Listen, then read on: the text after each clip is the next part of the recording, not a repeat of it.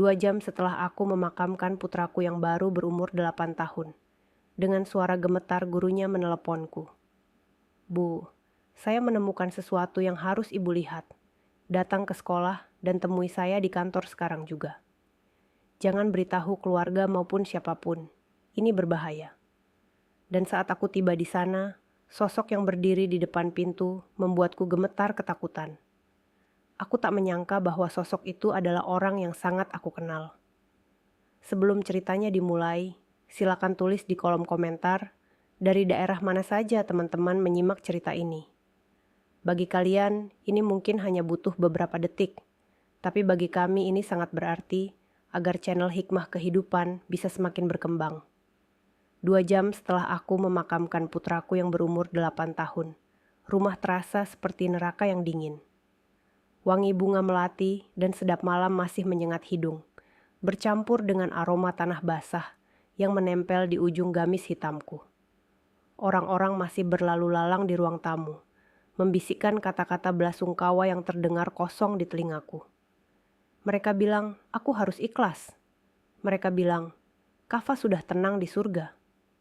Namun, tidak ada satupun dari kata-kata itu yang mampu meredakan rasa sakit yang mencabik-cabik dadaku.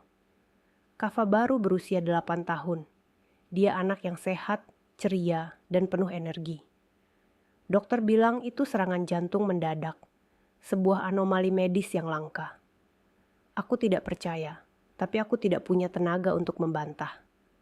Aku duduk di sudut kamar, menatap kosong ke arah bingkai foto Kava yang tersenyum lebar sambil memegang piala lomba lari. Di luar, suamiku, Dimas, sedang menyalami para tamu.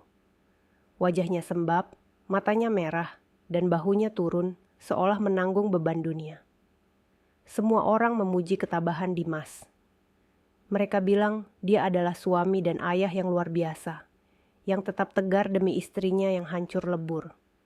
Aku melihatnya dari celah pintu kamar yang sedikit terbuka. Dimas menerima pelukan dari Pak Rahayu, ketua yayasan tempat Kava bersekolah. Pak Rahayu menepuk punggung Dimas dengan keras, memberikan dukungan moral layaknya seorang bapak kepada anaknya. Pemandangan itu seharusnya membuatku terharu. Tapi entah mengapa, ada sesuatu yang membuat perutku mual. Ponselku bergetar di atas kasur, memecah lamunan panjangku. Layarnya menyala, menampilkan nama Ibu Rani, guru wali kelas Kava. Aku mengernyitkan dahi. Kenapa gurunya menelepon di saat seperti ini? Bukankah dia tadi sudah datang ke pemakaman? Dengan tangan gemetar, aku menggeser tombol hijau dan menempelkan ponsel ke telinga. Suara di seberang sana terdengar sangat pelan, nyaris seperti bisikan yang tercekik oleh ketakutan. Ibu Rani terdengar panik. Napasnya memburu seolah dia sedang bersembunyi di dalam lemari sempit. Ibu Rani memintaku untuk mendengarkan baik-baik. Dia berkata bahwa dia menemukan sesuatu yang harus kulihat dengan mata kepalaku sendiri. Sesuatu yang tertinggal di laci meja Kava. Suaranya bergetar hebat saat dia memintaku untuk datang ke sekolah sekarang juga dan menemuinya di kantor guru. Dia menekankan satu hal yang membuat darahku berdesir dingin. Dia melarangku memberitahu siapapun, termasuk keluargaku sendiri. Dia bilang ini berbahaya. Jantungku berdegup kencang, lebih cepat dari sebelumnya. Rasanya duka yang melumpuhkan tiba-tiba berganti menjadi kewaspadaan. Ada nada mendesak dalam suara Ibu Rani yang tidak bisa aku abaikan. Ini bukan sekadar panggilan tentang barang tertinggal. Ini tentang Kava. Naluri seorang ibu yang baru saja kehilangan anaknya seketika mengambil alih. Aku menghapus air mata di pipi dengan kasar. Aku harus pergi ke sana. Aku harus tahu apa yang dimaksud dengan berbahaya. Aku keluar dari kamar dengan langkah gontai yang kubuat-buat. Aku menghampiri Dimas yang masih berbincang dengan Pak Rahayu di teras depan. Aku berbisik pelan kepada Dimas, mengatakan bahwa kepalaku sakit sekali dan aku butuh obat migrain yang tertinggal di mobil, sekaligus ingin mencari udara segar sebentar ke minimarket depan kompleks. Dimas menatapku dengan tatapan sendu yang begitu meyakinkan. Dia menawarkan diri untuk membelikannya, tapi aku menolak halus. Aku bilang, aku butuh waktu sendiri barang 15 menit. Pak Rahayu tersenyum tipis, menyarankan agar aku tidak pergi terlalu lama, karena angin malam tidak baik untuk kondisi fisikku yang sedang lemah. Aku mengangguk hormat, lalu bergegas menuju mobilku yang terparkir di ujung jalan. Jalanan menuju sekolah Kava terasa sangat panjang malam itu. Hujan rintik-rintik mulai turun, membuat aspal berkilau memantulkan cahaya lampu jalan yang remang-remang. Pikiranku berkecamuk. Apa yang ditemukan Ibu Rani? Mengapa dia begitu ketakutan? Dan mengapa dia melarangku memberitahu Dimas? Selama ini, Dimas adalah ayah yang sempurna bagi Kava. Tidak mungkin Dimas ada hubungannya dengan bahaya yang dimaksud Ibu Rani. Namun, keraguan itu mulai tumbuh. Merambat perlahan seperti akar tanaman liar di dinding hatiku. Bayangan wajah Kava yang pucat pasi di rumah sakit kembali menghantui. Dokter bilang organnya gagal berfungsi, tapi Kava tidak pernah punya riwayat penyakit serius. Gedung sekolah tampak menyeramkan di malam hari. Gerbang depan sedikit terbuka, seolah sengaja dibiarkan tidak terkunci untukku. Satpam sekolah tidak terlihat di pos penjagaan. Mungkin sedang berkeliling, atau memang tidak ada jadwal jaga malam ini, karena sekolah sedang libur berkabung untuk Kava. Aku memarkirkan mobil agak jauh, di bawah pohon beringin besar yang menutupi pandangan dari jalan raya. Aku tidak ingin ada yang melihat mobilku di sana. Dengan langkah cepat, aku menerobos gerimis, berlari kecil menuju koridor utama. Lorong-lorong kelas yang biasa riuh dengan suara anak-anak kini sunyi senyap. Hanya terdengar gema langkah kakiku sendiri yang memantul di lantai keramik. Tujuanku adalah ruang guru di lantai 2. Lampu di lorong itu mati. Cahaya remang-remang hanya berasal dari lampu taman di bawah. Namun, aku melihat seberkas cahaya keluar dari celah bawah pintu kantor guru. Ibu Rani pasti ada di sana. Aku mempercepat langkahku, tapi entah kenapa, perasaanku semakin tidak enak. Udara terasa berat, seolah ada sesuatu yang mengintai dari kegelapan. Aku teringat Kava yang sering bercerita betapa dia menyukai Ibu Rani, karena gurunya itu sabar dan baik hati. Jika Ibu Rani sampai ketakutan seperti tadi, pasti ada sesuatu yang sangat besar. Aku sampai di depan pintu kantor guru. Pintunya tidak tertutup rapat. Ada celah sekitar 10 cm yang membiarkanku mengintip ke dalam. Aku menahan napas, mencoba mengintip situasi sebelum masuk. Jantungku serasa berhenti berdetak saat melihat pemandangan di dalam. Ibu Rani tidak sendirian. Dia berdiri terpojok di sudut ruangan, di dekat lemari arsip. Wajahnya pucat pasi, matanya terbelalak lebar, dan tubuhnya gemetar hebat. Kedua tangannya terangkat seolah memohon ampun. Di depannya, berdiri sesosok pria membelakangiku. Pria itu mengenakan kemeja hitam yang sangat aku kenali. Postur tubuhnya, gaya berdirinya, bahkan aroma parfum yang samar-samar tercium sampai keluar pintu. Semuanya begitu familiar. Pria itu memegang sebuah benda kecil berwarna hitam. Mungkin sebuah alat perekam suara, dan dia berbicara dengan nada rendah yang penuh ancaman. Suaranya dingin, tajam, dan tidak memiliki sedikit pun kehangatan. Suara itu berbeda 180 derajat dari suara lembut yang biasa aku dengar di rumah. Aku mendorong pintu perlahan, membuat engselnya berderit pelan. Pria itu berbalik badan dengan gerakan cepat dan waspada. Saat wajahnya terkena cahaya lampu neon ruangan, lututku lemas seketika. Aku harus berpegangan pada kusen pintu agar tidak jatuh ke lantai. Sosok yang berdiri di depan pintu, yang membuat Ibu Rani ketakutan setengah mati, adalah Dimas. Suamiku sendiri, ayah dari anakku yang baru saja kami makamkan 2 jam lalu. Dimas menatapku. Tidak ada keterkejutan di wajahnya, hanya tatapan datar yang mengerikan, sebelum perlahan berubah menjadi ekspresi sedih yang dipaksakan. Matanya yang tadi berkilat tajam kini meredup, mencoba memanipulasi situasi. Di tangannya, dia menggenggam erat benda kecil itu. Aku menatapnya, lalu beralih menatap Ibu Rani yang kini menangis tanpa suara. Otakku berusaha mencerna apa yang sedang terjadi. Dimas harusnya ada di rumah, menerima tamu, berduka bersamaku. Kenapa dia ada di sini? Kenapa dia mengancam guru anak kami? Dan apa isi benda kecil di tangannya itu? Pertanyaan-pertanyaan itu berputar di kepalaku, tapi lidahku keluh. Aku hanya bisa berdiri terpaku, gemetar, menyadari bahwa mimpi burukku baru saja dimulai. Keheningan di ruang guru itu terasa mencekik. Hanya suara dengungan mesin pendingin ruangan dan isak tangis tertahan dari Ibu Rani yang mengisi udara. Dimas memecah keheningan itu dengan langkah tenang mendekatiku. Wajahnya yang tadi dingin kini telah berubah total menjadi wajah seorang suami yang rapuh dan penuh duka. Dia merentangkan tangannya, seolah ingin memelukku. Dimas berkata dengan suara parau bahwa dia tidak menyangka aku akan menyusulnya ke sini. Dia beralasan bahwa dia tidak sanggup berada di rumah karena terlalu banyak kenangan tentang Kava.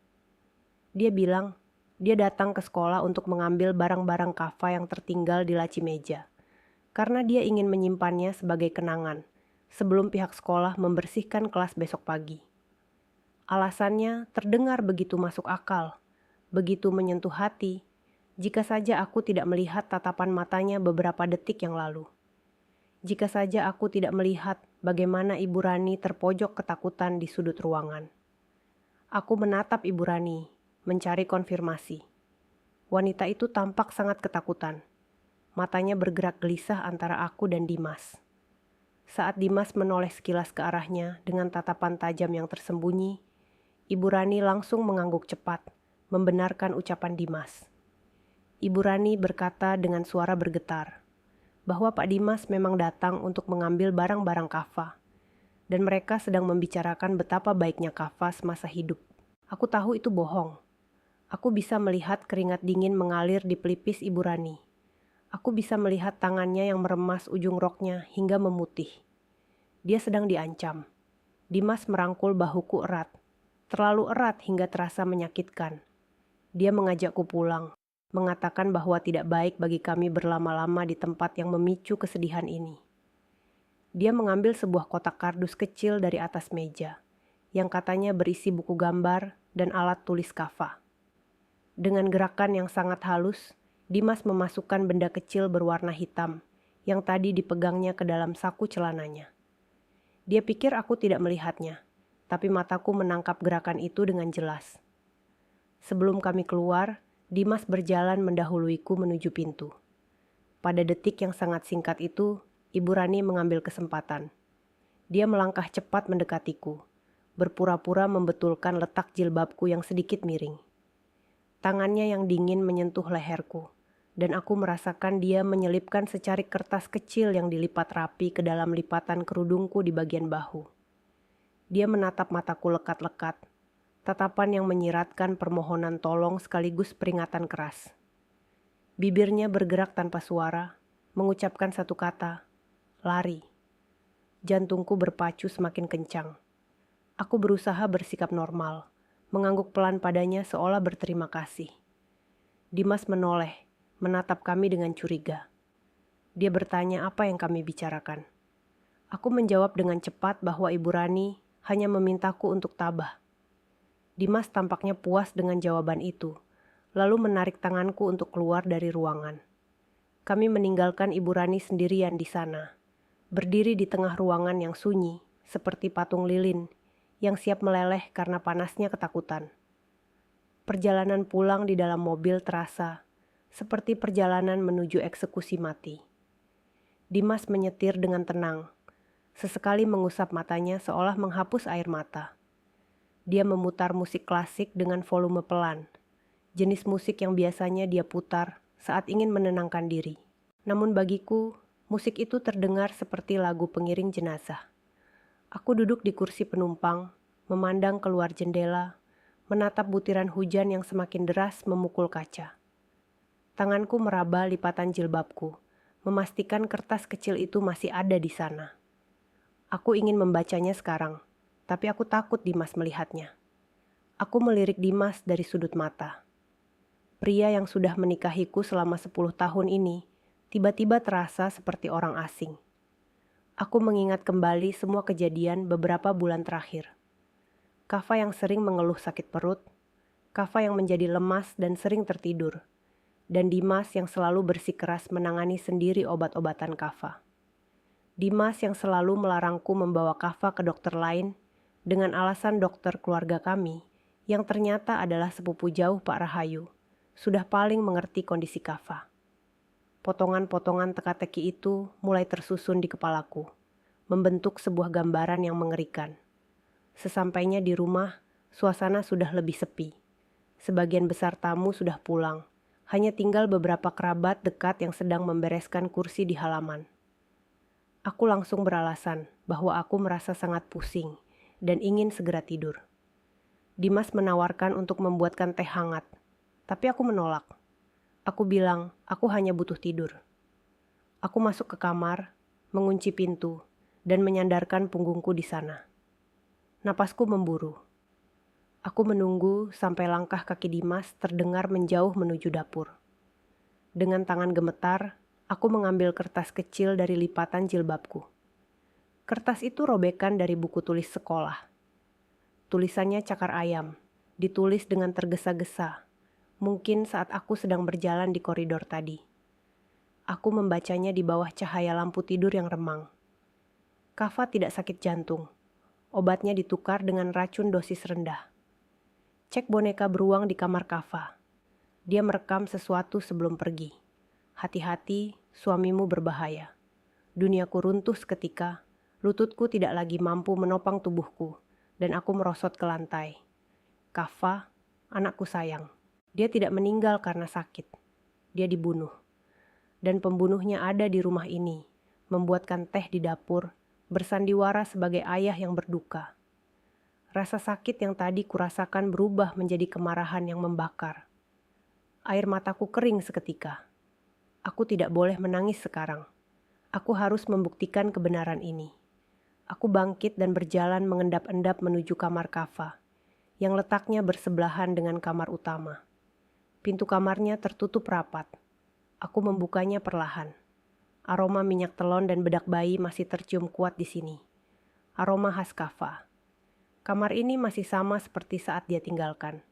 Penuh dengan mainan Lego, poster pahlawan super, dan buku-buku cerita. Di atas tempat tidurnya, duduk sebuah boneka beruang coklat besar yang selalu dipeluk Kava saat tidur. Boneka itu hadiah ulang tahun dariku 2 tahun lalu. Aku mendekati boneka itu. Tanganku gemetar saat menyentuh bulu-bulu halusnya. Aku meraba bagian perut boneka, mencari sesuatu yang tidak biasa. Ada jahitan yang sedikit kasar di bagian punggung boneka, seolah pernah dibuka dan dijahit ulang secara asal-asalan oleh tangan anak kecil. Aku teringat Kava pernah belajar menjahit di sekolah. Dengan menggunakan gunting kuku yang ada di meja belajar, aku membuka jahitan itu sedikit demi sedikit. Di dalam perut boneka, terselip di antara dakron putih, aku menemukan sebuah alat perekam suara digital kecil. Alat ini adalah mainan detektif-detektifan yang pernah dibelikan Daniel, sahabatku, untuk Kava. Kava suka sekali berpura-pura menjadi mata-mata. Aku menekan tombol putar dengan jari yang berkeringat dingin. Suara Kava terdengar, lemah dan serak. Hari ini perutku sakit lagi setelah ayah kasih obat yang warnanya merah. Rasanya pahit banget, beda sama obat dari ibu. Aku takut bilang sama ibu, nanti ayah marah lagi kayak waktu itu. Ayah bilang, ini vitamin super biar aku kuat. Tapi kok malah sakit ya? Kemudian terdengar suara pintu terbuka di rekaman itu, dan suara langkah kaki berat mendekat. Itu suara Dimas. Dia sedang berbicara dengan seseorang di telepon. Suaranya terekam jelas. Tenang saja Pak Rahayu, dosisnya sudah saya naikkan. Anak itu tidak akan bertahan sampai minggu depan. Begitu dia lewat, warisan dari kakeknya akan cair ke wali, yaitu saya. Kita bagi 2 seperti kesepakatan. Pastikan saja sertifikat tanah yayasan itu sudah siap balik nama. Rekaman berakhir. Keheningan kamar itu terasa memekakkan telinga. Aku membekap mulutku sendiri untuk menahan jeritan histeris. Tubuhku menggigil hebat. Suamiku, Dia membunuh anak kami demi uang warisan. Warisan dari almarhum ayahku yang memang diatasnamakan Kava. Dimas telah merencanakan ini semua bersama Pak Rahayu. Mereka adalah monster berwajah manusia. Tiba-tiba, gagang pintu kamar Kava bergerak. Seseorang mencoba membukanya dari luar, tapi aku telah menguncinya dari dalam. Hilda, suara Dimas terdengar dari balik pintu. Nadanya tidak lagi lembut. Suaranya berat, penuh curiga, dan mengandung ancaman tersembunyi. Kenapa pintunya dikunci? Kamu di dalam? Buka pintunya. Hilda, aku tahu kamu belum tidur. Gedoran di pintu semakin keras. Buka pintunya, jangan buat aku mendobraknya. Aku mundur menjauhi pintu, mendekap boneka beruang dan alat perekam itu erat-erat di dadaku. Aku terjebak. Pembunuh anakku ada tepat di balik pintu, dan dia tahu aku mengetahui rahasianya. Suara gedoran di pintu kamar Kava semakin lama semakin brutal, seolah-olah kayu jati yang kokoh itu hanyalah selembar kertas yang siap dirobek. Dimas tidak lagi berusaha menyembunyikan kemarahannya. Dia berteriak memanggil namaku dengan nada yang belum pernah kudengar seumur hidupku. Sebuah nada yang memadukan kepanikan dan kekejaman murni. Setiap hantaman tubuhnya ke pintu membuat bingkai foto di dinding bergetar, seirama dengan detak jantungku yang memburu liar di dalam dada. Aku tahu, saat pintu itu terbuka, nyawaku akan berada di ujung tanduk. Dimas bukan lagi suamiku, dia adalah orang asing yang baru saja kutahu telah menghabisi nyawa darah dagingnya sendiri, demi tumpukan harta. Aku mendekap boneka beruang Kava erat-erat, seolah benda mati itu bisa melindungiku dari monster di luar sana. Alat perekam kecil itu sudah kumasukkan ke dalam saku gamis. Benda paling berharga yang kini menjadi satu-satunya senjataku untuk menuntut keadilan. Aku memutar otak dengan cepat di tengah kepanikan yang melanda. Aku tidak bisa keluar lewat pintu. Jendela adalah satu-satunya jalan keluar. Kamar Kava berada di lantai 2. Namun, aku ingat ada pohon mangga besar yang tumbuh di samping rumah. Dahan-dahannya menjulur cukup dekat ke arah balkon kecil di kamar ini. Dulu aku sering memarahi Kava karena dia suka nekat memanjat pohon itu. Tapi sekarang, kenakalan masa kecil, Kava itulah yang mungkin akan menyelamatkan nyawa ibunya. Aku berlari menuju jendela, membuka kuncinya dengan tangan gemetar, dan mendorong daun jendela lebar-lebar. Angin malam yang membawa butiran hujan langsung menampar wajahku, dingin dan menusuk tulang. Hujan turun semakin deras, menciptakan tirai air yang mengaburkan pandangan. Namun suara guntur yang menggelegar setidaknya menyamarkan suara gerakanku. Di belakangku, suara kayu retak terdengar nyaring. Engsel pintu mulai menyerah pada kekuatan Dimas. Aku tidak punya waktu lagi. Tanpa berpikir panjang, aku memanjat pagar balkon. Kakiku meraba-raba mencari pijakan di dahan pohon yang basah dan licin. Rasa takut akan ketinggian yang biasanya menghantuiku lenyap seketika, digantikan oleh insting bertahan hidup yang jauh lebih purba. Aku melompat kecil, meraih dahan yang cukup tebal dengan kedua tanganku. Kulit pohon yang kasar menggores telapak tanganku hingga perih, tapi aku menahan teriakan. Gamis panjangku yang basah, kuyup terasa berat, dan sempat tersangkut di ranting kecil, membuat gerakanku terhambat beberapa detik yang sangat krusial. Aku menarik kain itu sekuat tenaga, hingga terdengar bunyi sobekan. Masa bodoh dengan baju ini, yang penting aku harus turun. Tepat saat kakiku mendarat di rumput halaman samping yang becek, terdengar suara dentuman keras dari atas. Pintu kamar Kava berhasil didobrak. Aku menengadah sekilas dan melihat siluet Dimas berdiri di ambang pintu kamar yang lampunya menyala terang.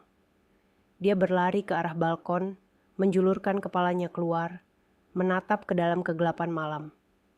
Aku membekap mulutku sendiri dan merapatkan tubuh ke batang pohon besar, menahan napas sekuat tenaga. Cahaya kilat menyambar, menerangi halaman sekejap mata. Jika Dimas melihat ke bawah saat itu, tamatlah riwayatku. Namun, sepertinya hujan deras menghalangi pandangannya. Dia berteriak frustrasi, sebuah teriakan panjang yang mengerikan. lalu berbalik masuk kembali ke dalam kamar. Mungkin berpikir aku bersembunyi di lemari atau kamar mandi. Aku tidak membuang waktu. Dengan kaki telanjang yang kedinginan dan penuh lumpur, aku berlari mengendap-endap menyusuri dinding, samping rumah menuju gerbang belakang. Aku tahu, Dimas akan segera menyadari bahwa aku tidak ada di kamar, dan akan mulai mencariku ke seluruh penjuru rumah, lalu ke halaman.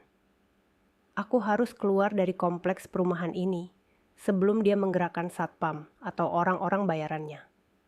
Pak Rahayu punya banyak koneksi, dan aku tidak tahu siapa yang bisa dipercaya di lingkungan ini. Setiap bayangan pohon terlihat seperti musuh yang mengintai. Napasku tersengal-sengal, bercampur dengan isak tangis yang kutahan mati-matian. Bayangan wajah Kava yang tersenyum memberiku kekuatan supranatural untuk terus berlari menembus hujan, meninggalkan rumah yang seharusnya menjadi tempat paling aman, namun kini berubah menjadi sarang pembunuh. Aku berhasil keluar lewat pintu kecil di pagar belakang yang biasanya digunakan tukang kebun. Jalanan di belakang kompleks sepi dan gelap. Aku terus berlari tanpa menoleh, menuju jalan raya utama yang berjarak sekitar 2 kilometer. Ponselku yang basah, kuyup di saku bergetar, tapi aku tidak berani mengangkatnya. Itu pasti Dimas. Aku terus berlari sampai paru-paruku terasa mau meledak. Di depan sebuah ruko yang sudah tutup, di bawah cahaya lampu jalan yang remang, aku berhenti untuk mengatur napas. Tanganku yang gemetar meraih ponsel. Ada 10 panggilan tak terjawab dari Dimas. Aku mengabaikannya dan mencari satu nama di daftar kontak. Daniel. Daniel adalah sahabatku sejak SMA. Satu-satunya orang yang kusadari bisa kupercaya saat ini. Dia seorang jurnalis investigasi yang keras kepala dan sering berurusan dengan kasus-kasus pelik. Aku menekan tombol panggil, berdoa dalam hati agar dia belum tidur. Nada sambung terdengar 2 kali, lalu suara berat Daniel yang serak menjawab. Aku tidak sanggup berkata banyak. Dengan suara tercekat dan bercampur tangis, aku hanya bisa berbisik. Daniel, tolong aku. Dimas membunuh Kava. Aku lari. Jemput aku di dekat pom bensin jalan raya sekarang. Jangan tanya apa-apa dulu. Cepatlah. Aku mematikan sambungan telepon bahkan sebelum Daniel sempat bertanya. Lalu mematikan ponselku sepenuhnya agar posisiku tidak bisa dilacak. Aku berjongkok di sudut gelap ruko, memeluk lutut, menunggu dalam ketakutan yang mencekam, berharap Daniel datang sebelum Dimas menemukanku. 15 menit terasa seperti 15 tahun. Setiap sorot lampu mobil yang lewat membuat jantungku berhenti berdetak. Takut jika itu adalah mobil SUV hitam milik Dimas. Namun, akhirnya sebuah sedan tua berwarna abu-abu menepi perlahan di depanku. Kaca jendelanya turun, menampilkan wajah cemas Daniel. Tanpa babi bu, aku langsung melompat masuk ke kursi penumpang depan dan mengunci pintu. Daniel menatapku dengan mata terbelalak. Penampilanku pasti sangat mengerikan. Basah kuyup, penuh lumpur, jilbab berantakan, dan wajah pucat pasi seperti mayat hidup. Daniel tidak banyak bertanya. Dia langsung menginjak gas, membawa mobil menjauh dari area perumahanku dengan kecepatan tinggi. Dia tahu dari tatapan mataku bahwa situasi ini bukan sekadar pertengkaran rumah tangga biasa. Di dalam kehangatan mobil, tubuhku mulai menggigil tak terkendali. Bukan hanya karena dingin, tapi karena adrenalin yang mulai surut, meninggalkan rasa lelah dan trauma yang mendalam. Daniel memberikan jaketnya yang ada di jok belakang untukku. Dia menyetir dengan satu tangan, sementara tangan kirinya menggenggam tanganku yang dingin, mencoba menyalurkan kekuatan. Aku mulai menceritakan semuanya. Mulai dari telepon Ibu Rani, pertemuan di sekolah, wajah asli Dimas, hingga rekaman suara Kava di dalam boneka beruang. Setiap kalimat yang keluar dari mulutku terasa menyakitkan, seperti memuntahkan paku. Saat aku memutar rekaman suara Kava dan percakapan Dimas dengan Pak Rahayu, Daniel membanting setir ke pinggir jalan dan menghentikan mobil mendadak. Wajahnya memerah menahan amarah, rahangnya mengeras. Dia memukul setir mobil dengan keras, memaki sumpah serapah yang ditujukan untuk Dimas dan Pak Rahayu. Daniel mendengarkan rekaman itu sekali lagi dengan saksama. Sebagai jurnalis, dia langsung menganalisis situasi dengan logis, meskipun emosinya sedang mendidih. Dia berkata bahwa bukti ini sangat kuat, tapi juga sangat berbahaya. Pak Rahayu bukan orang sembarangan. Dia punya pengaruh besar di kota ini, bahkan mungkin punya kenalan di kepolisian tingkat atas. Jika kami gegabah melapor ke polsek setempat, bukti ini bisa hilang, atau lebih buruk lagi, kami yang akan dibungkam sebelum sempat bersaksi. Daniel memutuskan untuk membawaku ke rumah aman, sebuah apartemen kecil milik mendiang pamannya di pinggiran kota yang tidak diketahui siapapun, termasuk keluarganya sendiri. Tempat itu akan menjadi markas kami untuk menyusun rencana. Di tengah perjalanan, Daniel menyalakan radio untuk memecah keheningan yang menyesakkan. Berita tengah malam sedang disiarkan. Awalnya hanya berita lalu lintas biasa. Lalu penyiar berita membacakan sebuah kabar terkini yang membuat darahku berhenti mengalir. Ditemukan sesosok tubuh wanita di halaman sekolah dasar di Jalan Merpati. Korban diidentifikasi sebagai seorang guru berinisial R. Dugaan sementara, korban terjatuh dari lantai atas gedung sekolah. Duniaku gelap seketika. Aku menjerit histeris di dalam mobil. Ibu Rani, mereka membunuhnya. Dimas dan Pak Rahayu membunuhnya. Dugaan itu adalah kebohongan paling keji yang pernah kudengar. Ibu Rani tidak mungkin melakukan hal senekat itu. Dia baru saja memberikan petunjuk. Dia ingin menyelamatkan Kava, dia ingin kebenaran terungkap. Dan karena membantuku, dia harus membayar dengan nyawanya. Rasa bersalah menghantam dadaku lebih keras daripada kematian Kava. Jika saja aku datang lebih cepat, jika saja aku bisa membawanya pergi bersamaku tadi, tapi aku meninggalkannya sendirian bersama monster itu. Aku menangis sejadi-jadinya, memukuli dashboard mobil. Daniel menepikan mobil lagi. Kali ini dia menarikku ke dalam pelukannya, membiarkanku menumpahkan segala kesedihan dan rasa bersalah yang tak tertahankan. Namun, di tengah tangisan itu, sesuatu dalam diriku berubah. Rasa sedih yang tadinya melumpuhkan perlahan, mengeras menjadi sesuatu yang dingin dan tajam. Air mataku berhenti mengalir. Aku melepaskan pelukan Daniel dan menatap lurus ke jalanan gelap di depan. Aku ingat tatapan terakhir Ibu Rani, tatapan yang memintaku untuk lari dan berjuang. Kematiannya tidak boleh sia-sia. Kematian Kava tidak boleh sia-sia. Mereka pikir mereka bisa membersihkan semua jejak dengan membunuh saksi dan memalsukan berita. Mereka salah besar. Mereka menyisakan satu orang, aku. Seorang ibu yang sudah tidak punya apa-apa lagi untuk ditakutkan, karena dia sudah kehilangan segalanya. Aku menoleh ke arah Daniel dengan tatapan yang baru. Tatapan seorang wanita yang siap membalas segalanya demi keadilan. Aku berkata pada Daniel dengan suara tenang yang menakutkan. Mereka harus bayar. Daniel, bukan dengan penjara. Itu terlalu mudah. Aku ingin menghancurkan hidup mereka sampai ke akar-akarnya. Seperti mereka menghancurkan hidupku. Aku ingin mereka merasakan ketakutan yang dirasakan Kava dan Ibu Rani. Daniel menatapku, melihat perubahan drastis itu. Dia mengangguk pelan, menyetujui sumpah bisu di antara kami. Kami tidak akan lapor polisi malam ini. Kami akan bermain dengan cara mereka. Kami butuh bukti fisik. Rekaman suara saja bisa disangkal di pengadilan sebagai rekayasa digital. Apalagi dengan pengacara mahal yang bisa disewa Pak Rahayu. Kami butuh botol racun itu, obat yang ditukar Dimas. Benda itu pasti masih ada di suatu tempat. Karena Dimas adalah orang yang teliti namun arogan. Dia pasti menyimpannya sebagai trofi, atau belum sempat membuangnya dengan benar karena panik mencariku. Malam itu di apartemen kecil yang berdebu, kami menyusun rencana. Aku tidak lagi merasa sebagai korban. Aku adalah pemburu sekarang.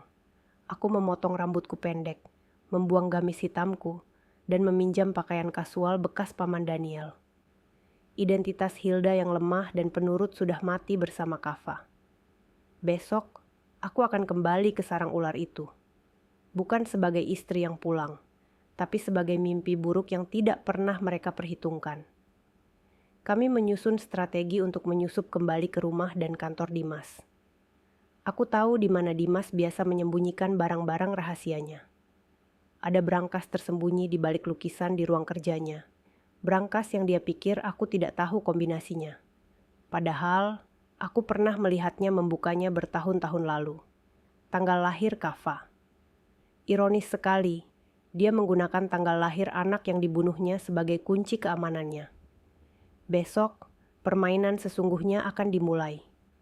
Pagi itu, langit Jakarta berwarna abu-abu, seolah turut berduka atau mungkin sedang menyembunyikan rencana besar yang kami susun. Aku berdiri di depan cermin kamar mandi, apartemen usang milik Paman Daniel, menatap pantulan wajah yang nyaris tak kakenali. Rambut panjangku yang biasanya tergerai indah kini, tertutup rapat oleh jilbab instan berwarna biru tua yang kusam, jenis yang sering dipakai oleh para pekerja kasar agar tidak ribet. Aku mengenakan seragam petugas kebersihan berwarna biru muda yang sedikit kebesaran, lengkap dengan kartu identitas palsu yang dibuatkan Daniel semalam. Namaku di kartu itu bukan Hilda, melainkan Sumi. Wajahku yang pucat kupoles dengan sedikit bedak yang warnanya tidak rata, dan kacamata berbingkai tebal yang membuat mataku terlihat lebih kecil. Hilda yang rapuh, istri penurut dari seorang pengusaha sukses, sudah mati malam itu bersama putranya. Kini yang berdiri adalah seorang ibu yang tidak memiliki apa-apa lagi selain dendam yang membara di dada. Daniel memarkirkan mobilnya 2 blok dari gedung perkantoran milik Pak Rahayu, tempat di mana Dimas bekerja sebagai direktur operasional. Rencana kami sederhana namun berisiko tinggi. Setiap hari Jumat, biasanya ada pergantian tim kebersihan dari vendor luar untuk melakukan pembersihan menyeluruh sebelum akhir pekan. Daniel berhasil meretas sistem jadwal mereka dan memasukkan nama samaranku ke dalam daftar hadir. Tugasku adalah masuk ke dalam, menuju lantai eksekutif yang aksesnya terbatas, dan mencari bukti fisik racun itu di brankas kantor Dimas. Kami berasumsi Dimas memindahkan barang bukti ke sana, karena rumah kami sudah tidak aman setelah aku melarikan diri. Dimas pasti berpikir aku akan kembali ke rumah untuk mencari bukti. Jadi kantor adalah tempat persembunyian yang paling logis, menurut jalan pikirannya yang licik. Aku berjalan menunduk, menyeret troli berisi peralatan pel dan ember, membaur dengan petugas kebersihan lainnya yang masuk lewat pintu belakang. Jantungku berdegup kencang setiap kali berpapasan dengan satpam, takut jika mereka mengenali istri bos mereka. Namun, ternyata orang-orang seperti Dimas dan Pak Rahayu tidak pernah benar-benar melihat orang kecil seperti petugas kebersihan. Bagi mereka, kami hanyalah bayangan yang membersihkan kotoran mereka. Tidak memiliki wajah, tidak memiliki identitas. Aku berhasil lolos dari pemeriksaan keamanan dengan mudah. Lift barang membawaku naik ke lantai 12, lantai di mana kantor Dimas berada. Lorong lantai itu sepi dan dingin, dilapisi karpet tebal yang meredam suara langkah kaki. Aroma pengharum ruangan beraroma lavender tercium samar, aroma yang sama yang selalu menempel di baju kerja Dimas. Rasa mual seketika menyergap perutku, mengingatkanku pada kemunafikan laki-laki itu. Aku mendorong troli menuju pintu ganda bertuliskan Direktur Operasional. Pintu itu terkunci, tapi Daniel sudah membekaliku dengan kartu akses duplikat yang dia salin datanya, dari kartu milik salah satu staf kepercayaan Dimas yang sering ceroboh menaruh barang. Lampu indikator berubah hijau dan pintu terbuka dengan bunyi klik pelan. Ruangan itu luas, mewah, dan dingin. Foto keluarga kami, aku, Dimas, dan Kava masih terpajang besar di dinding belakang meja kerjanya. Melihat wajah Kava yang tersenyum di foto itu membuat dadaku sesak. Dimas memasang foto itu bukan karena cinta, tapi sebagai topeng untuk membangun citra keluarga yang sempurna di depan kolega bisnisnya. Di balik lukisan abstrak di dinding sebelah kiri, aku tahu ada brankas tersembunyi. Dengan tangan gemetar namun cekatan, aku menurunkan lukisan itu dan menemukan panel brankas digital. Aku menarik napas panjang, mencoba menenangkan diri. Kombinasinya adalah tanggal lahir Kava. Aku menekan angka-angka itu, 050117. Lampu hijau menyala, pintu brankas terbuka. Jantungku berpacu penuh harap. Berharap menemukan botol obat itu.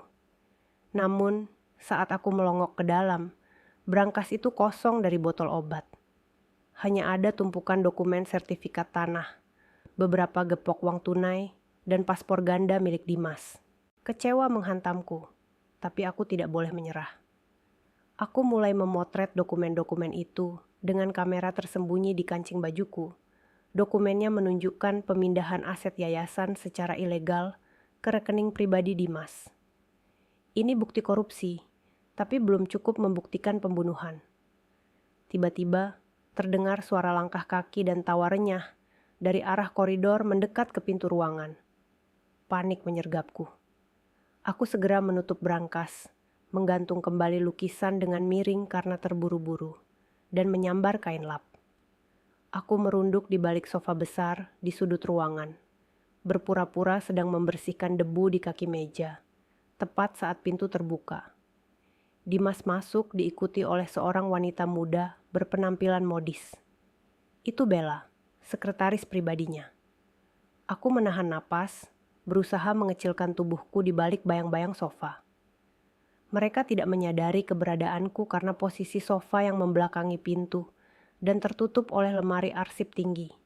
Apa yang kudengar selanjutnya membuat darahku mendidih hingga ke ubun-ubun. Dimas tidak terlihat sedih sama sekali. Dia justru tertawa lepas sambil menuangkan minuman ke dalam gelas. Bella duduk di tepi meja kerja Dimas dengan santai, mengelus lengan suamiku. Mereka membicarakan kematian Kava seolah-olah itu adalah proyek bisnis yang berhasil diselesaikan. Bella memuji Dimas yang berhasil berakting sempurna saat pemakaman. Dia berkata bahwa tangisan Dimas sangat meyakinkan. Sampai-sampai Pak Rahayu pun terkesan. Dimas tertawa bangga, mengatakan bahwa menyingkirkan beban kecil itu adalah langkah terbaik untuk masa depan mereka. Dia menyebut Kava sebagai anak penyakitan yang hanya menghabiskan uang dan penghalang utama untuk mencairkan dana warisan ayahku yang nilainya miliaran.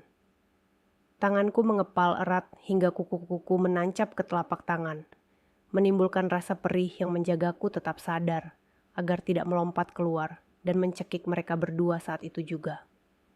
Aku ingin berteriak. Aku ingin mencabik wajah mereka. Tapi aku tahu aku akan kalah jika menggunakan kekerasan fisik. Aku menekan tombol rekam di alat penyadap kecil yang kubawa di saku celana. Setiap kata keji yang keluar dari mulut mereka terekam dengan jernih.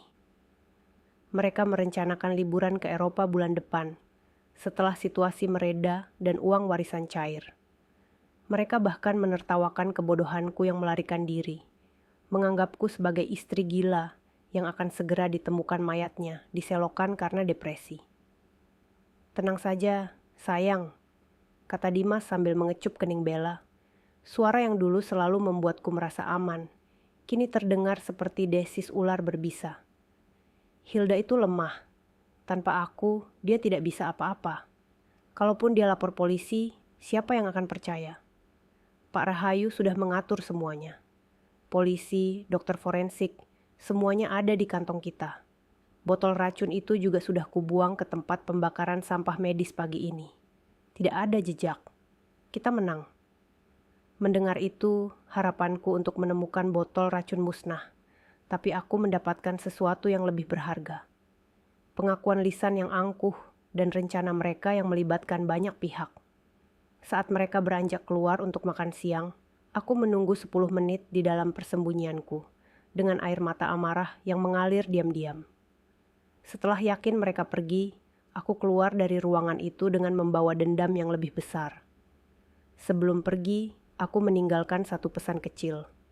Aku mengambil mainan mobil-mobilan kecil milik Kava yang selalu kubawa di saku sejak semalam dan meletakkannya tepat di tengah meja kerja Dimas, di atas tumpukan berkas yang rapi. Biar dia tahu bahwa hantu masa lalunya telah kembali. Kami kembali ke markas kecil dengan membawa rekaman suara yang menghancurkan hati, namun sangat krusial. Daniel mendengarkan rekaman percakapan Dimas dan Bella dengan wajah merah padam. Dia, yang biasanya tenang dan logis, sampai harus keluar ke balkon untuk merokok guna meredakan emosinya. Kejahatan mereka bukan lagi sekadar kriminalitas biasa. Ini adalah manifestasi dari iblis berwujud manusia. Namun, Daniel juga setuju bahwa bukti ini, meskipun kuat secara moral, masih bisa dipatahkan di pengadilan sebagai rekaman ilegal yang tidak sah. Kami butuh mereka melakukan kesalahan fatal di depan umum. Kami butuh mereka saling serang. Dan pemicu terbaik untuk membuat penjahat melakukan kesalahan adalah rasa takut. Malam itu, kami memulai operasi psikologis kami. Dimas adalah tipe orang yang rasional, namun memiliki ketakutan terpendam terhadap hal-hal mistis. Sebuah kelemahan yang pernah dia ceritakan padaku saat kami baru menikah. Dia takut pada karma, meskipun dia selalu menyangkalnya. Daniel, dengan keahlian teknologinya, berhasil meretas sistem smart home di rumah kami. Rumah yang kini ditinggali Dimas sendirian. Sistem keamanan canggih yang dipasang Dimas untuk melindunginya dari luar, kini kami gunakan untuk menyerangnya dari dalam. Kami bisa mengontrol lampu, suhu ruangan, hingga sistem audio di seluruh penjuru rumah dari laptop Daniel. Teror dimulai malam demi malam. Melalui kamera CCTV di ruang tamu yang kami sadap, aku melihat Dimas sedang duduk minum alkohol, terlihat gelisah. Mungkin dia baru saja menemukan mobil-mobilan kava di meja kantornya tadi siang. Itu pasti mengganggu pikirannya. Aku memberi isyarat pada Daniel. Dia menekan tombol di keyboardnya. Lampu ruang tamu di rumah Dimas mulai berkedip-kedip tidak beraturan. Dimas tersentak, menatap lampu gantung kristal dengan curiga. Dia bangkit untuk memeriksa sakelar, tapi lampu kembali normal. Dia kembali duduk, mengira itu hanya gangguan listrik biasa. Namun, 5 menit kemudian, suhu AC di kamar utama, tempat Dimas tidur, kami turunkan drastis hingga 16 derajat. Melalui kamera kamar, aku melihat Dimas menggigil dalam tidurnya, menarik selimut tebal. Lalu, kami memutar rekaman suara tawa kava. Suara tawa anak kecil yang ceria, namun diputar dengan volume sangat pelan melalui speaker, tersembunyi di langit-langit kamar, menciptakan efek gema yang mengerikan.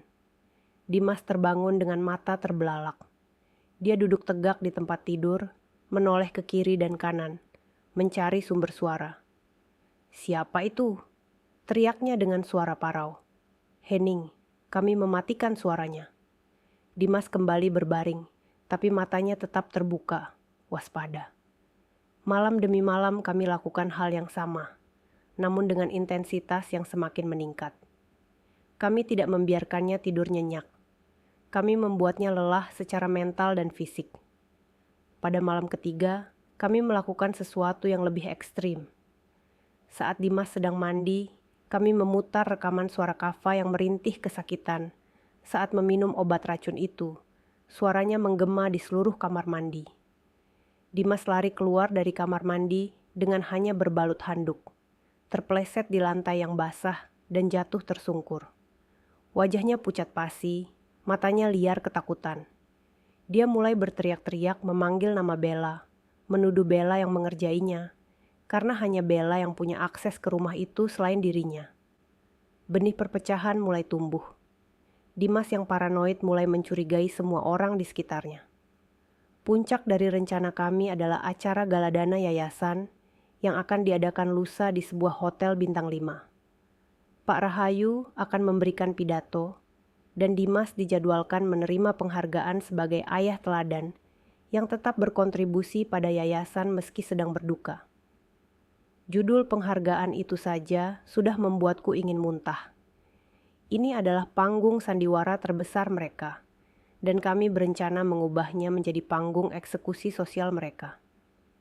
Daniel berhasil mendapatkan akses ke sistem proyektor gedung acara tersebut melalui celah keamanan di jaringan Wi-Fi hotel.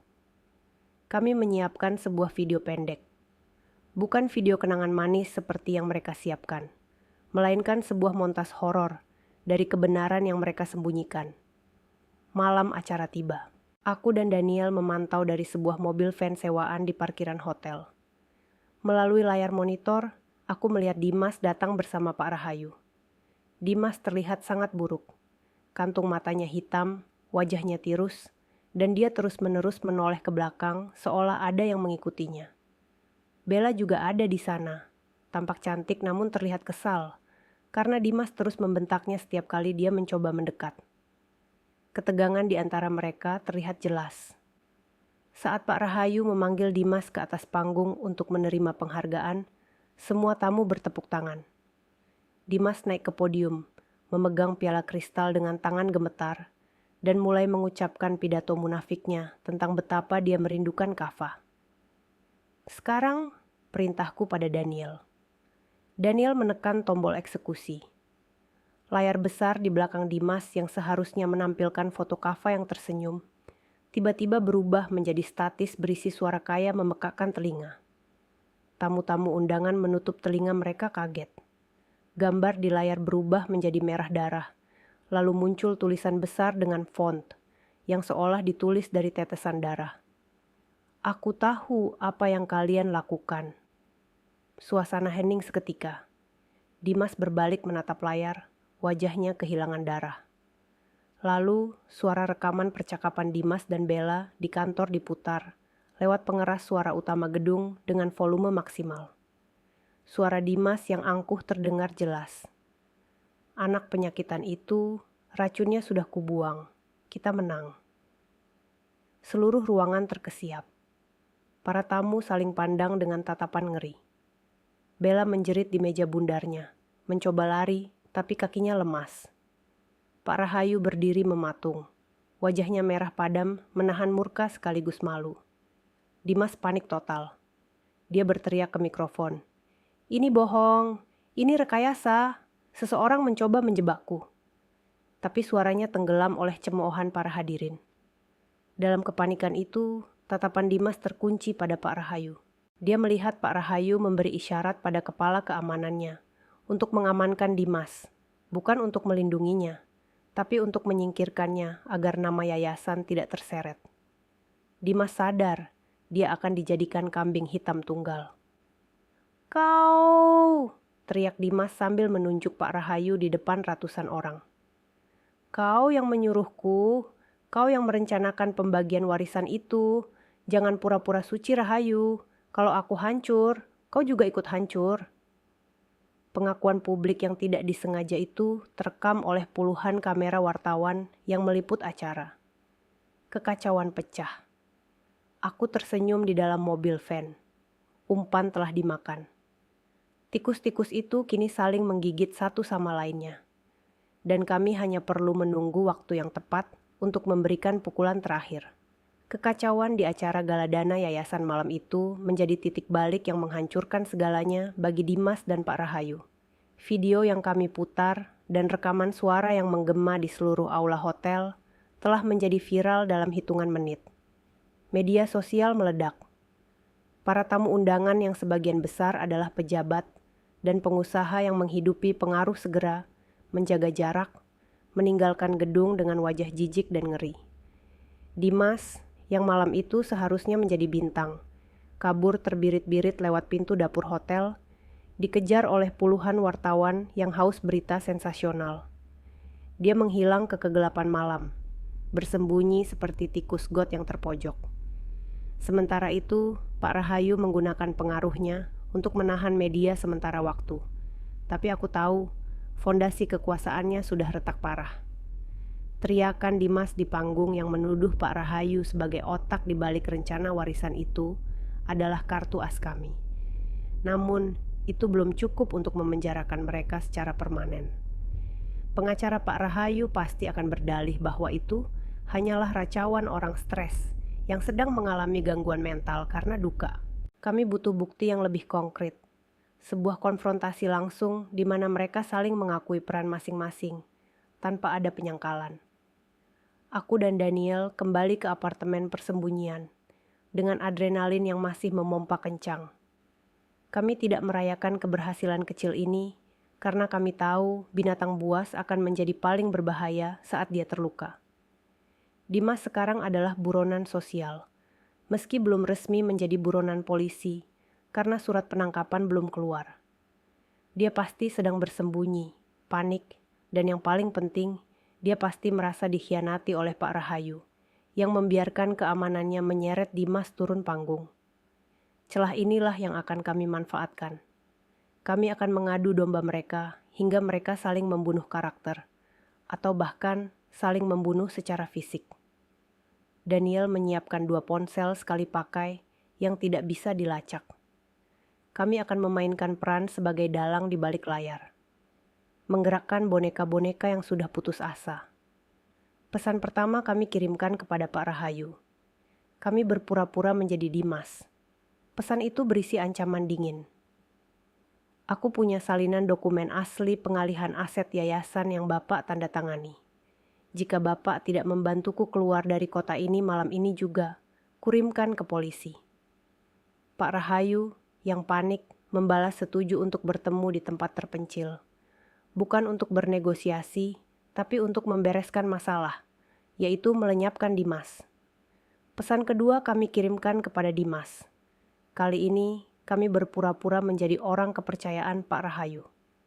Isinya manipulatif. Pak Rahayu ingin berdamai. Situasi di hotel di luar kendali, tapi Bapak punya rencana untuk menyelamatkanmu. Dia sudah menyiapkan kapal untuk membawamu ke Singapura malam ini juga. Bawa semua bukti yang kau miliki untuk dimusnahkan bersama. Temui di gudang logistik pelabuhan jam 2 dini hari. Jangan terlambat, polisi mulai bergerak. Dimas, yang saat ini pasti sedang ketakutan dan bingung di suatu tempat, akan melihat ini sebagai satu-satunya tiket kebebasannya. Dia tidak punya pilihan lain selain percaya. Umpan telah ditebar, dan kedua predator itu sedang bergerak menuju satu titik yang sama. Perangkap kami. Jam 1 dini hari, hujan deras kembali mengguyur kota, seolah alam semesta mendukung suasana kelam yang sedang kami bangun. Aku dan Daniel sudah berada di lokasi lebih dulu. Gudang logistik lama itu adalah bangunan raksasa yang sudah terbengkalai, terletak di pinggiran pelabuhan yang sepi. Bau amis laut bercampur dengan bau karat besi memenuhi udara. Kami menyelinap masuk melalui jendela ventilasi yang rusak di lantai 2. Dari posisi ini, kami bisa melihat ke seluruh area lantai dasar gudang yang luas dan kosong, hanya diterangi oleh beberapa lampu jalan dari luar yang menembus celah-celah dinding seng yang bolong. Daniel memasang beberapa kamera tersembunyi di titik-titik strategis dan menyambungkannya ke siaran langsung pribadi yang terhubung ke server kepolisian. Ya, kali ini kami melibatkan polisi.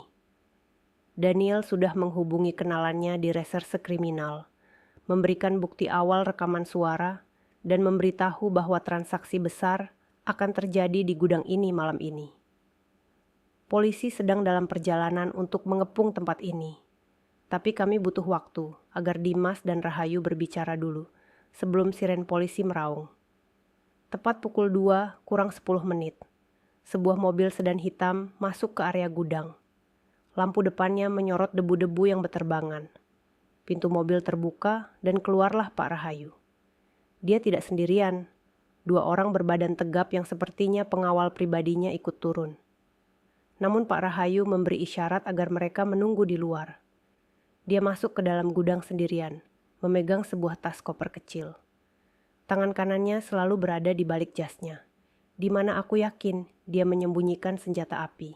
Wajah orang tua itu terlihat keras, rahangnya mengatup rapat menahan amarah. Dia berdiri di tengah gudang, melihat jam tangannya dengan tidak sabar. 5 menit kemudian, pintu gudang kembali berderit. Dimas muncul dari kegelapan. Penampilannya sangat berantakan. Kemeja mahalnya kusut dan kotor, rambutnya acak-acakan, dan matanya liar bergerak ke segala arah. Dia terlihat seperti orang gila. Dimas berjalan mendekati Pak Rahayu dengan langkah ragu-ragu, namun penuh harap. Dia mengira Pak Rahayu benar-benar akan menyelamatkannya. "Mana kapalnya?"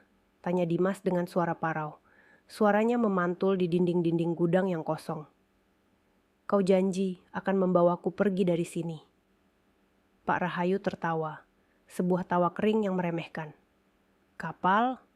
Kau pikir setelah apa yang kau lakukan di hotel tadi, aku akan membiarkanmu hidup? Dimas, kau mempermalukanku. Kau menyeret nama baik yayasan ke dalam lumpur. Kau itu liabilitas, beban. Dimas terbelalak. Dia mundur selangkah, menyadari bahwa dia telah dijebak. Tapi pesan itu, kau bilang kau mau berdamai. Aku tidak pernah mengirim pesan apapun. Bodoh, bentak Pak Rahayu. Kau yang mengancamku akan membocorkan dokumen yayasan. Mana dokumennya? Serahkan padaku sekarang. Dan mungkin aku akan mempertimbangkan untuk membiarkan mayatmu ditemukan utuh. Dimas menggeleng bingung, lalu kemarahannya meledak. Dia sadar ada pihak ketiga yang bermain. Tapi kebenciannya pada Pak Rahayu sudah menutupi logika. Kau mau membunuhku seperti kita membunuh Kava? Silakan. Tapi asal kau tahu, aku sudah merekam semua percakapan kita selama ini. Kalau aku mati, rekaman itu otomatis terkirim ke media. Dimas berbohong. Aku tahu dia tidak punya rekaman itu, tapi dia sedang menggertak untuk bertahan hidup. Wajah Pak Rahayu memerah. Kurang ajar. Kau yang meracuni anak itu. Kau yang menuangkan obat itu ke mulutnya setiap malam. Jangan bawa-bawa aku. Aku hanya menyuruhmu mengurus masalah warisan, bukan membunuh darah dagingmu sendiri. Jangan munafik, teriak Dimas. Suaranya melengking tinggi. Kau yang mengenalkan aku pada pemasok racun itu. Kau yang bilang dosisnya harus dinaikkan supaya prosesnya cepat. Kau butuh uang itu untuk menutupi hutang judimu. Pak Tua, kita sama-sama iblis di sini. Aku merekam semuanya dari atas. Tanganku gemetar bukan karena takut, tapi karena kepuasan yang mengerikan. Mereka saling mengakui semuanya. Setiap detail pembunuhan Kava, motif uang, keterlibatan pihak lain, semuanya terucap jelas dari mulut mereka sendiri. Tidak ada lagi yang bisa disangkal. Ini adalah vonis mati bagi mereka berdua. Daniel di sampingku memberi kode jempol, sinyal bahwa polisi di luar sudah mendengar semuanya lewat penyadapan audio yang kami pasang. Tiba-tiba, Pak Rahayu mencabut pistol dari balik jasnya dan mengarahkannya ke kepala Dimas. Cukup bicaranya. Selamat tinggal, menantuku yang tidak berguna. Bunyi tembakan belum sempat meletus ketika sirene polisi meraung memecah keheningan malam, melengking tajam dari segala penjuru arah gudang. Cahaya lampu sorot berwarna merah dan biru menembus celah-celah dinding gudang, menciptakan disko cahaya yang menakutkan di dalam ruangan gelap itu. Suara megafon terdengar lantang dari luar. Ini polisi, kepung tempat ini, jatuhkan senjata dan menyerah. Pak Rahayu tersentak kaget. Konsentrasinya buyar seketika. Dia menoleh ke arah pintu utama dengan wajah panik. Kesempatan itu tidak disia-siakan oleh Dimas. Dengan insting bertahan hidup yang liar, Dimas menerjang tubuh tua Pak Rahayu. Mereka berdua jatuh berguling di lantai beton yang berdebu. Pistol di tangan Pak Rahayu terlempar jauh ke sudut ruangan. Terjadi pergumulan sengit antara kedua penjahat itu. Dimas yang lebih muda dan lebih kuat, meski dalam kondisi mental yang hancur, berhasil memukul wajah Pak Rahayu berkali-kali hingga orang tua itu pingsan tak berdaya. Namun, Dimas tidak berhenti di situ. Dia tidak berniat menyerah pada polisi. Matanya yang liar mencari jalan keluar. Dia melihat pintu belakang gudang yang sedikit terbuka. Tapi sebelum dia berlari, matanya menangkap sesuatu di lantai 2, di tempat persembunyian kami. Kilatan lensa kamera Daniel yang memantulkan cahaya lampu sorot polisi membocorkan posisi kami. Dimas mendongak, dan untuk pertama kalinya sejak dia kabur dari hotel, mata kami bertemu. Di sana, di atas catwalk besi berkarat, aku berdiri menatapnya. Jilbab biruku sudah terbuka sebagian, menampilkan wajah asliku, bukan lagi wajah penyamaran petugas kebersihan. Tatapan Dimas berubah dari ketakutan menjadi kebencian murni yang membara.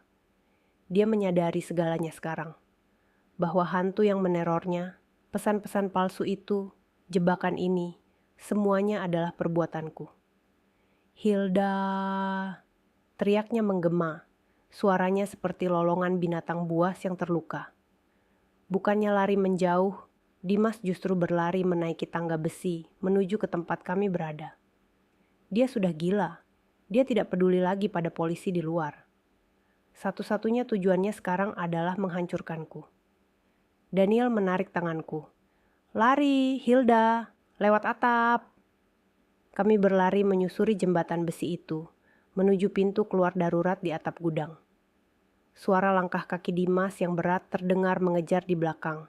Semakin dekat, diiringi bunyi besi beradu yang nyaring. Kami mendobrak pintu atap dan keluar ke udara terbuka. Hujan badai menyambut kami, angin kencang nyaris membuatku terhuyung. Kami berada di atap gudang setinggi 3 lantai. Di bawah, puluhan mobil polisi sudah memblokade area depan, tapi area belakang yang menghadap ke laut masih gelap. Ada tangga kebakaran di sisi gedung yang mengarah ke dermaga kecil. "Cepat turun!" teriak Daniel mendorongku ke tangga. Namun, terlambat. Pintu atap ditendang terbuka dengan keras hingga engselnya lepas. Dimas muncul dengan wajah berdarah-darah, memegang sebatang besi panjang yang entah dia pungut dari mana. Daniel mencoba menghadangnya, mencoba menjadi perisai bagiku. Tapi Dimas mengayunkan besi itu dengan brutal, menghantam lengan Daniel hingga terdengar bunyi retakan tulang. Daniel mengerang kesakitan dan jatuh tersungkur, berguling di atap yang licin karena hujan. "Daniel," jeritku. Aku hendak menolongnya, tapi tangan kekar Dimas sudah mencengkeram kerudungku, menarikku kasar hingga aku terjerembab ke belakang. Sakit yang luar biasa menjalar di kulit kepalaku. Dimas menyeretku mendekat ke tepian atap, menjadikanku tameng hidup saat dia melihat beberapa petugas polisi mulai memanjat naik dari sisi lain. "Mundur, atau kulempar dia ke bawah!" ancam Dimas pada polisi yang kini mengarahkan senjata padanya. Polisi-polisi itu berhenti bergerak, ragu. Hujan membasahi wajahku, menyamarkan air mataku. Aku bisa mencium bau keringat dan darah dari tubuh Dimas yang menempel di punggungku. Napasnya memburu di telingaku, panas dan menjijikkan. "Kau pikir kau pintar, hah?" bisik Dimas di telingaku. Tangannya melingkar kuat di leherku, mencekikku perlahan. "Kau pikir kau bisa menang melawanku? Kalau aku masuk neraka, istriku sayang, kau harus ikut menemaniku. Kita sekeluarga lagi bersama Kava di sana." "Kau bukan ayah Kava," desisku susah payah, mencakar lengannya yang mencekikku. "Kau pembunuhnya." Kata-kataku memicu amarahnya lagi. Dimas semakin gila. Dia menyeretku menuruni tangga kebakaran dengan kasar, membawaku menuju mobilnya yang ternyata diparkir tersembunyi di balik tumpukan kontainer di belakang gudang. Bukan mobil sedan yang dia pakai tadi, tapi sebuah SUV tua yang sepertinya dia curi dalam pelariannya. Dia melemparku masuk ke kursi penumpang, menodongkan pecahan kaca tajam ke leherku, dan memborgol tanganku ke pegangan tangan di atas pintu dengan dasinya. Dia melompat ke kursi pengemudi dan tancap gas. Mobil melesat keluar dari area pelabuhan, menabrak pagar kawat hingga rubuh. Polisi segera mengejar. Terjadilah kejar-kejaran mobil yang mengerikan di tengah badai. Dimas mengemudi seperti orang kerasukan, menerobos lampu merah, melawan arus lalu lintas, dan menyenggol beberapa kendaraan lain. Siren polisi meraung-raung menghubungi di belakang kami, bagaikan paduan suara kematian. Tubuhku terlempar ke kiri dan ke kanan. Kepalaku membentur kaca jendela berkali-kali. "Hentikan, Dimas, kau tidak akan lolos," teriakku. "Diam," bentaknya sambil memukul setir. "Aku tidak akan kembali miskin. Aku tidak akan membusuk di penjara. Kita akan pergi jauh, Hilda, sangat jauh." Mobil kami melaju menuju jembatan layang yang sedang dalam perbaikan. Jalanan di sana licin dan sempit karena pembatas beton proyek. Di depan, aku melihat barikade polisi sudah dipasang menutup jalan. Cahaya lampu sorot polisi menyilaukan mata. Di belakang, mobil pengejar semakin dekat. Kami terkepung. Dimas membanting setir ke kanan, mencoba menghindari barikade, tapi mobil kehilangan kendali di aspal basah. Mobil berputar liar, Ban berdecit memekakkan telinga, lalu menghantam pembatas jembatan dengan keras. Bagian depan mobil ringsek, asap mengepul keluar dari kap mesin. Kaca depan retak 1000. Kepalaku pusing akibat benturan, darah segar mengalir dari pelipisku. Aku melihat Dimas di sampingku. Dia terluka parah, darah mengucur dari hidungnya. Kakinya terjepit badan mobil yang penyok.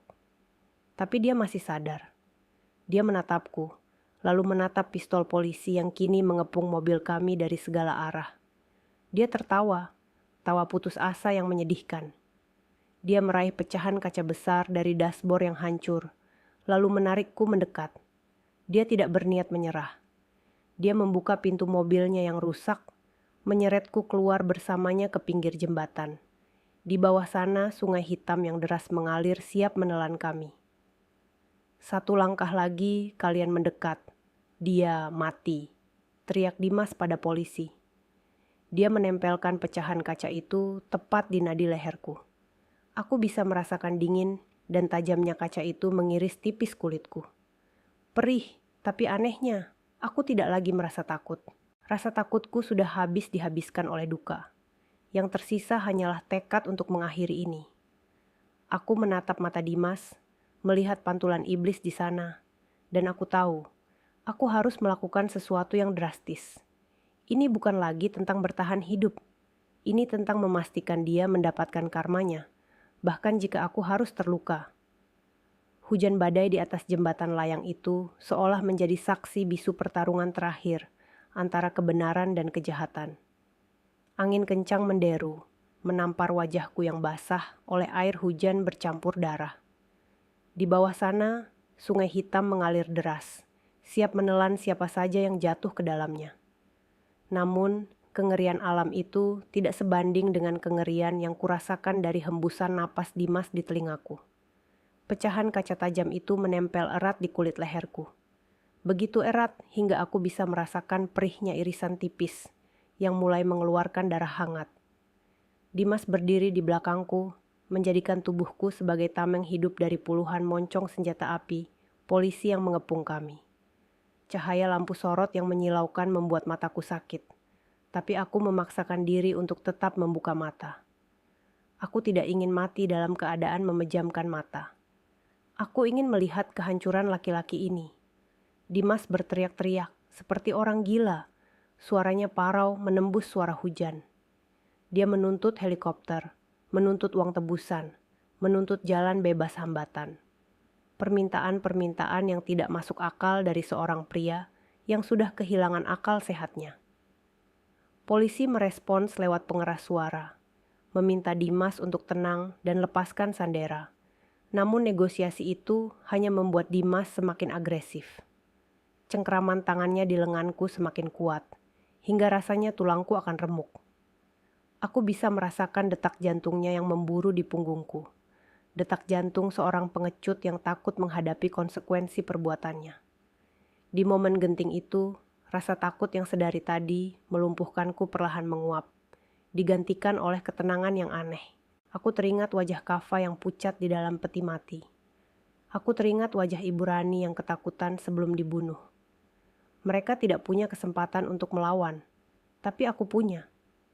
Aku masih hidup dan aku memegang kendali atas ketakutan ini. Aku melirik ke bawah, ke arah kaki Dimas.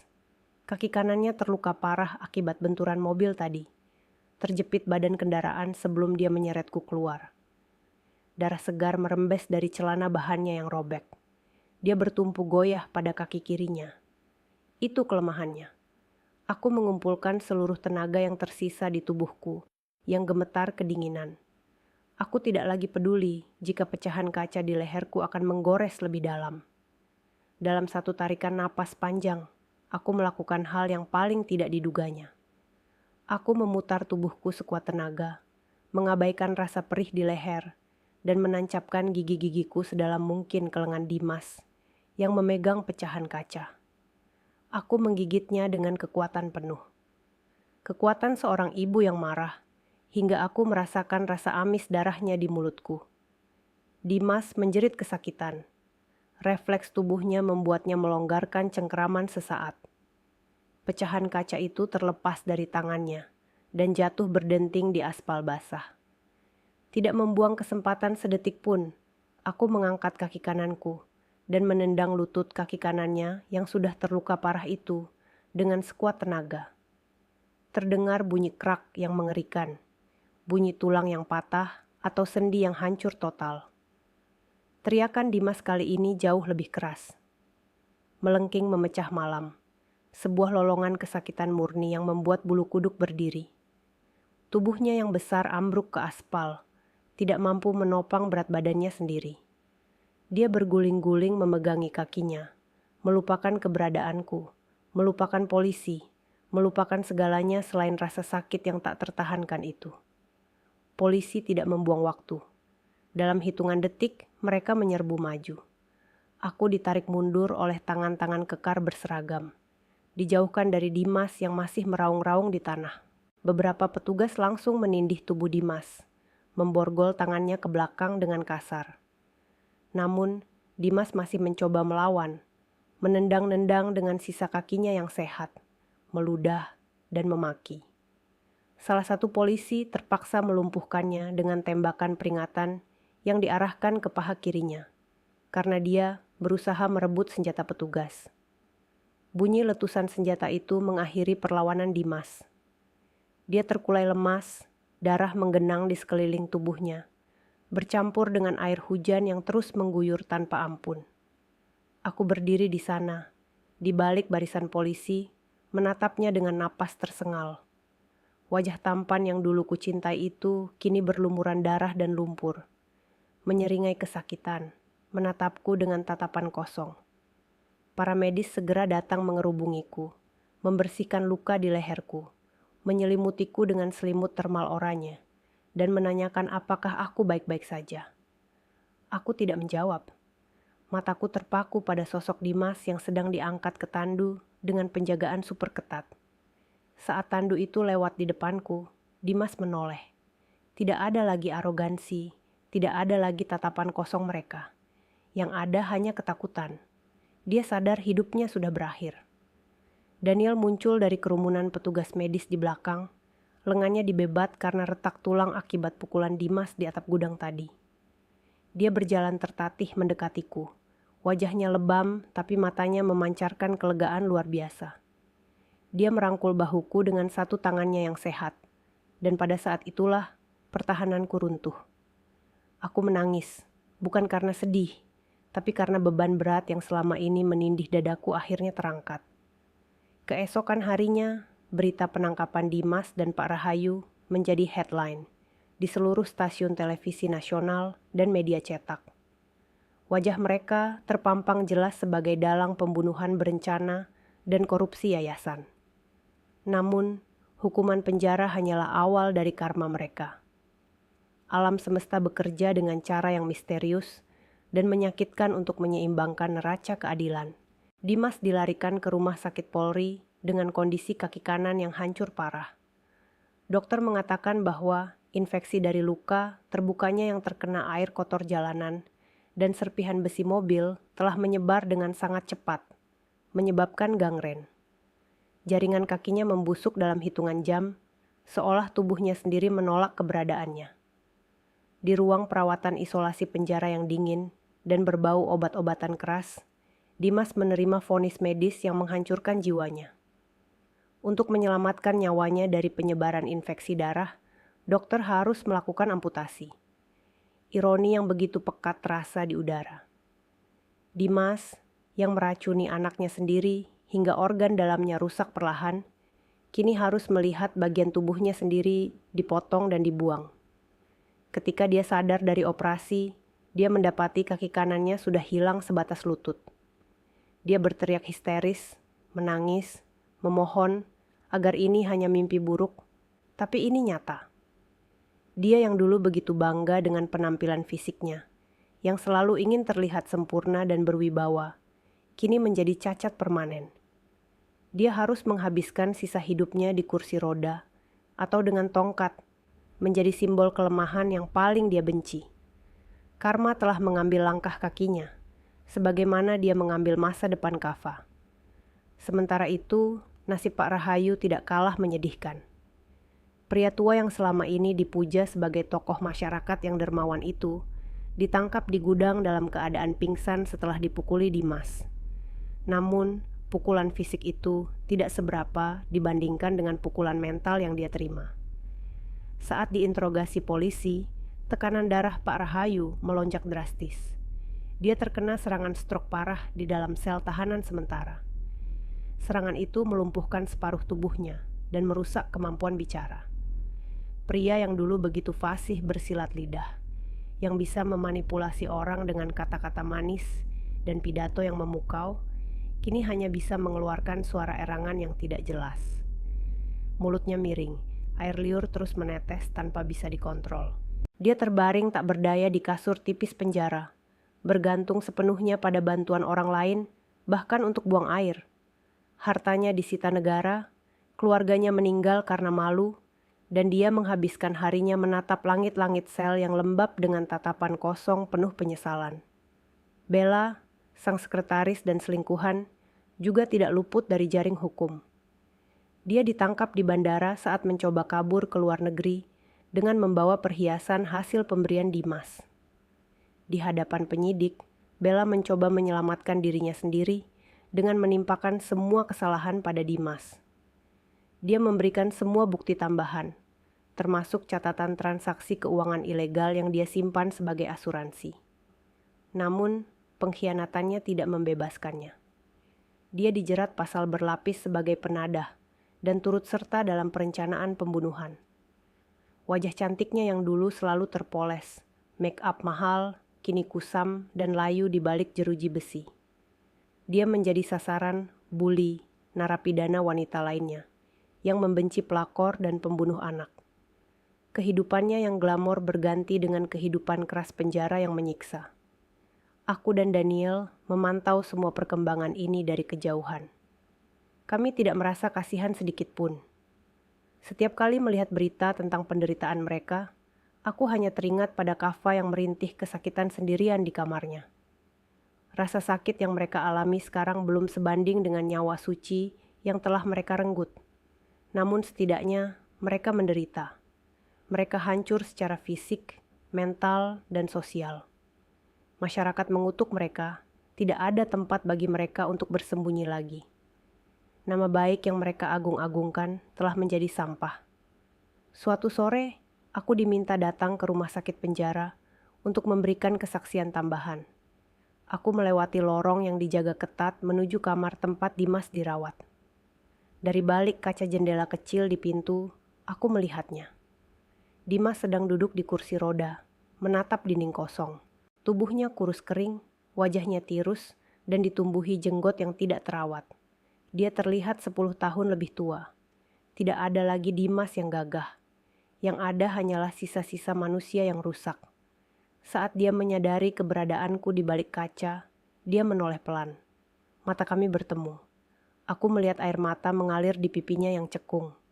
Dia mencoba menggerakkan bibirnya. Mungkin ingin meminta maaf, atau mungkin memohon belas kasihan. Tapi aku tidak merasakan apa-apa lagi selain kehampaan. Rasa benci yang dulu membakar dadaku sudah padam, berganti dengan rasa dingin yang menenangkan. Aku tidak memalingkan wajah. Aku menatapnya lurus-lurus, membiarkan dia melihat bahwa aku masih berdiri tegak, utuh, dan kuat.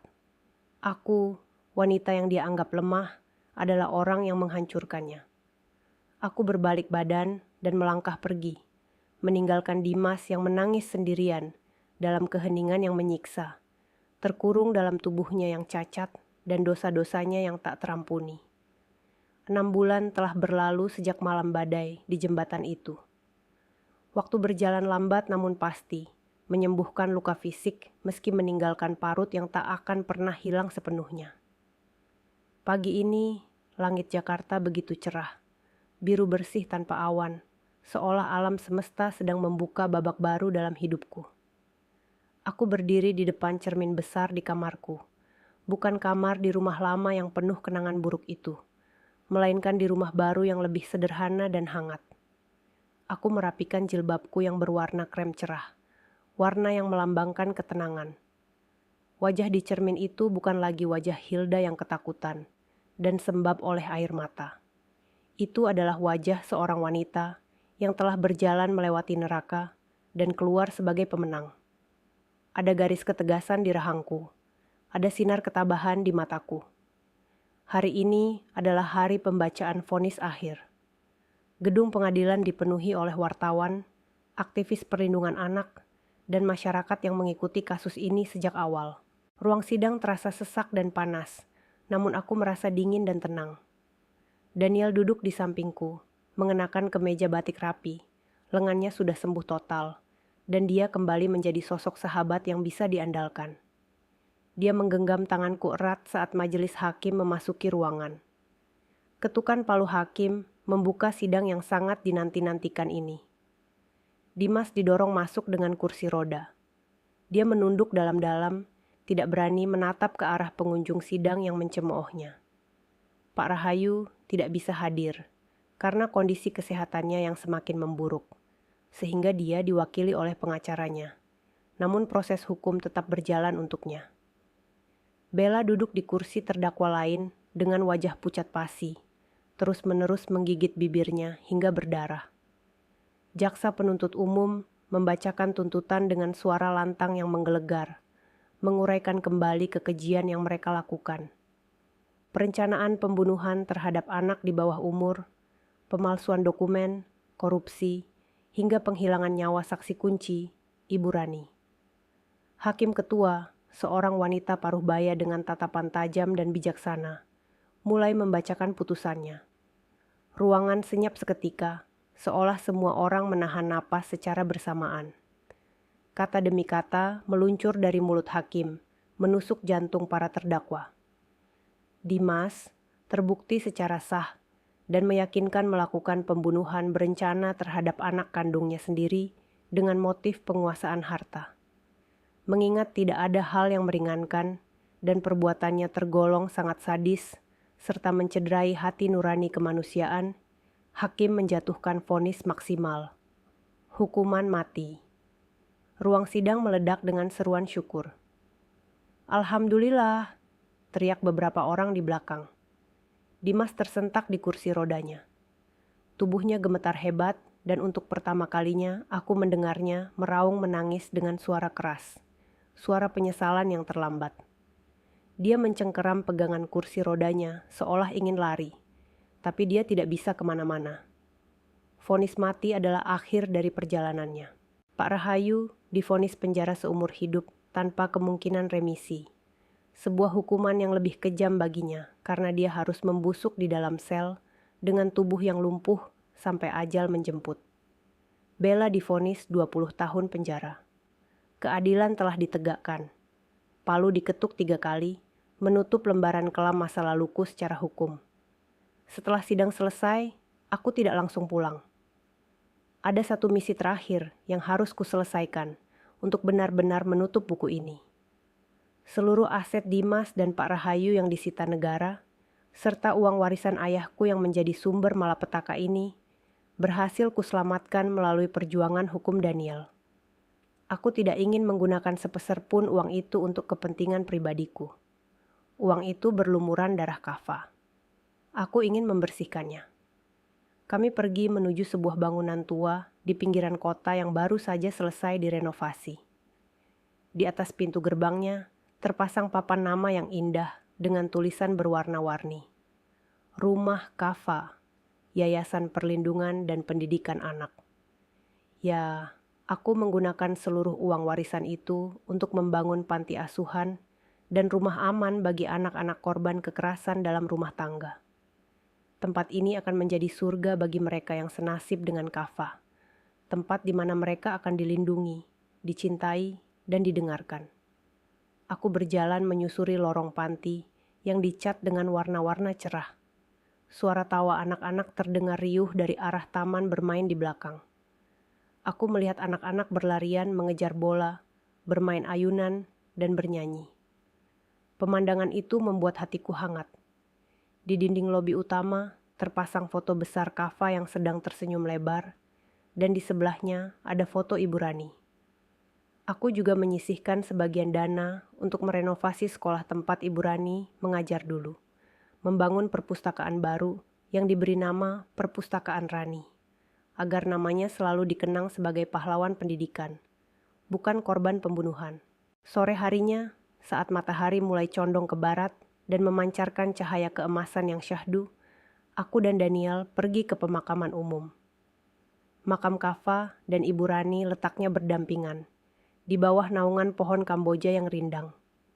Rumput di atas makam mereka sudah tumbuh hijau subur, bertabur bunga-bunga segar yang dibawa oleh orang-orang yang bersimpati. Aku berjongkok di samping nisan Kava, mengusap namanya yang terukir di batu marmer hitam. Tidak ada lagi air mata kesedihan yang menyesakkan. Yang ada hanya rasa rindu yang damai. Ibu sudah selesaikan semuanya, Nak. Bisikku pelan pada nisan itu. Mereka sudah dihukum. Uang Kava sudah ibu pakai untuk bantu teman-teman Kava yang lain. Kava tidak perlu sakit lagi sekarang. Kava bisa main sepuasnya di surga. Angin sore berhembus lembut, menggoyangkan dedaunan pohon Kamboja, hingga beberapa kelopak bunga putih jatuh perlahan ke atas pangkuanku. Suasana di pemakaman itu begitu hening dan sakral. Daniel berdiri agak jauh di belakang, memberiku ruang privasi untuk berbicara dengan putraku. Aku memanjatkan doa panjang, mengirimkan semua cinta dan kerinduanku lewat setiap bait doa. Aku merasa lega, seolah ada beban ribuan ton yang akhirnya lepas dari pundakku. Aku sudah menepati janjiku sebagai seorang ibu. Aku telah membela anakku sampai titik darah penghabisan. Saat aku bangkit berdiri dan hendak beranjak pergi, sesuatu yang ajaib terjadi.